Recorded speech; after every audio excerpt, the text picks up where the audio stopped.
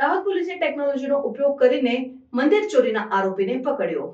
કાયદા અમલમાં એક રિમાર્કેબલ પ્રગતિ તરીકે દાહોદ પોલીસે ડ્રોન ટેકનોલોજીનો ઉપયોગ કરીને મંદિર ચોરીમાં સંડોવાયેલ એક શંકિત વ્યક્તિને સફળતાપૂર્વક ઝડપી લીધો છે। ડ્રોન દ્વારા કેદ કરવામાં આવેલી લાઈવ ફૂટેજનો ઉપયોગ કરીને પોલીસે આરોપીને ટ્રેક કરીને પકડવા માટે સમર્થ થઈ, જે સુરક્ષા અને ગુના રોકવા માટે અપનાવવામાં આવી રહેલી નવીન પદ્ધતિઓને દર્શાવે છે। આ ઓપરેશન કાયદા અમલમાં આધુનિક ટેકનોલોજીના અસરકારક ઉપયોગને દર્શાવે છે, જે કાયદા અમલના એજન્સીઓને વિસ્તારોને વધુ અસરકારક રીતે મોનિટર કરવા અને તાત્કાલિક ઘટનાઓ પર પ્રતિસાદ આપવા સક્ષમ બનાવે છે।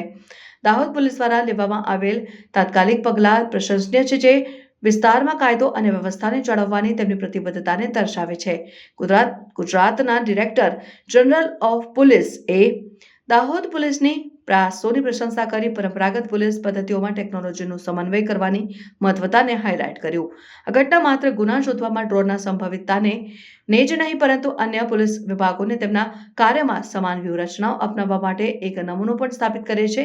જ્યારે ટેકનોલોજી આગળ વધે છે, ત્યારે કાયદા અમલ અને ડ્રોન જેવી નવીન સાધનો વચ્ચેનો સહયોગ જાહેર સુરક્ષાને વધારવામાં અને ઝડપી ન્યાય સુનિશ્ચિત કરવામાં મહત્વપૂર્ણ ભૂમિકા ભજવશે।